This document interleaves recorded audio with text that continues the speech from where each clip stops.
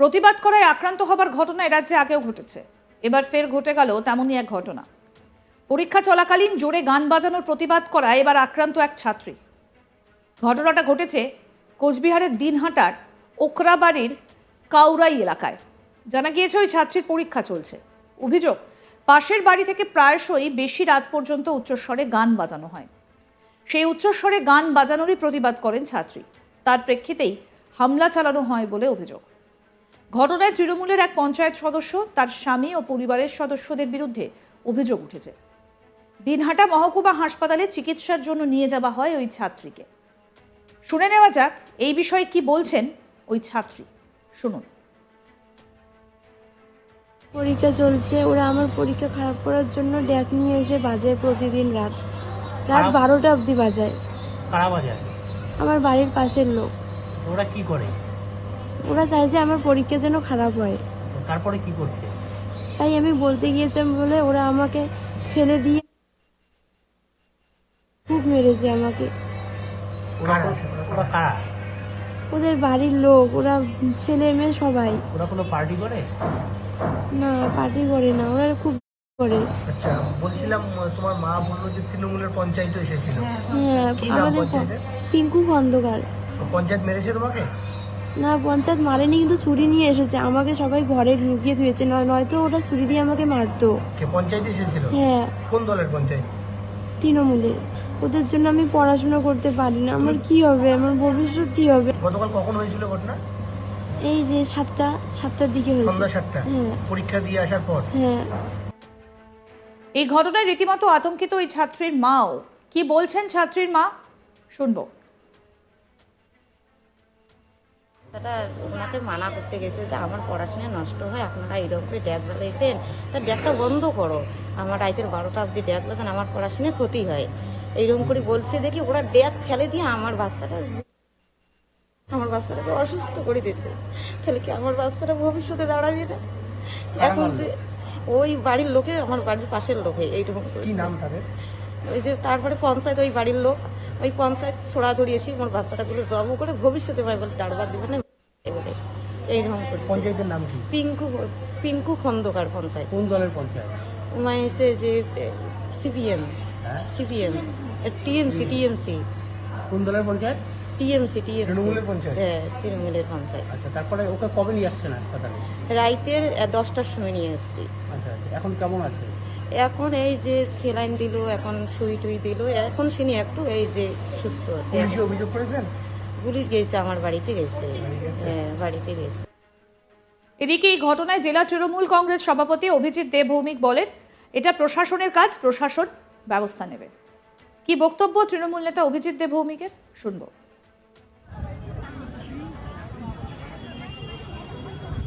প্রশাসন ব্যবস্থা নেবে, প্রশাসনের কাজ, প্রশাসন ব্যবস্থা নেবে, প্রশাসনের কাজ, প্রশাসন ব্যবস্থা নেবে, প্রশাসনের কাজ, প্রশাসন ব্যবস্থা নেবে, প্রশাসনের। যদিও অবশেষে পুলিশের সহায়তায় সোমবার পরীক্ষা কেন্দ্রে গিয়ে পরীক্ষা দেন ওই ছাত্রী। এদিন সকাল 10টা নাগাদ পুলিশের গাড়িতে করে পরীক্ষা কেন্দ্রে যান তিনি। পরীক্ষা কেন্দ্রে ঢোকার আগে তিনি জানান শনিবার রাতেই হাসপাতাল থেকে তার ছুটি হয়েছে। তারপর থেকে এক আত্মীয়ের বাড়িতে তিনি রয়েছেন। তবে এদিন পরীক্ষা দিতে আসলেও এখনও কিছু কিছু শারীরিক সমস্যা রয়েছে বলে জানান ছাত্রী।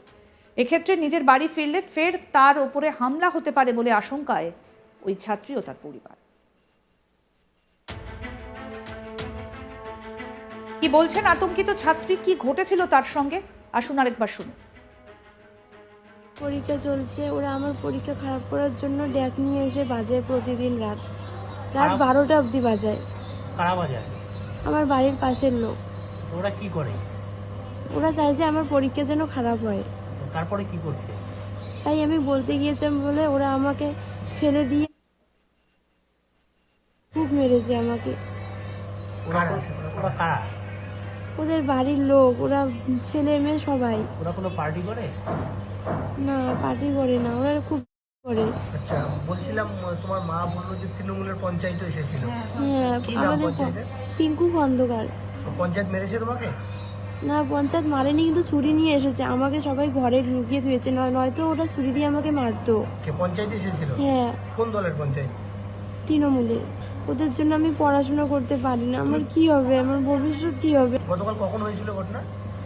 এই যে সাতটার দিকে হয়েছে। সন্ধ্যা 7টা? হ্যাঁ পরীক্ষা দিয়ে আসার পর? হ্যাঁ।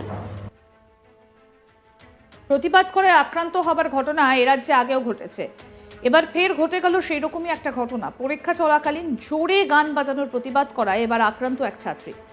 ঘটনাটা ঘটেছে কোচবিহারের দিনহাটার উকরাবাড়ির কাউড়াই এলাকায়। জানা গিয়েছে ওই ছাত্রীর পরীক্ষা চলছে। অভিযোগ, পাশের বাড়ি থেকে প্রায়শই বেশি রাত পর্যন্ত উচ্চস্বরে গান বাজানো হয়। সেই উচ্চস্বরে গান বাজানোরই প্রতিবাদ করেন ছাত্রী, তার প্রেক্ষিতেই হামলা চালানো হয় বলে অভিযোগ। ঘটনায় তৃণমূলের এক পঞ্চায়েত সদস্য, তার স্বামী এবং পরিবারের সদস্যদের বিরুদ্ধে এই অভিযোগ উঠেছে। দিনহাটা মহকুমা হাসপাতালে চিকিৎসার জন্য নিয়ে যাওয়া হয় ওই ছাত্রীকে। কি বলছেন ওই আতঙ্কিত ছাত্রীর মা, তিনিও যথেষ্ট আতঙ্কিত এই ঘটনায়, শুনে নেওয়া যাক।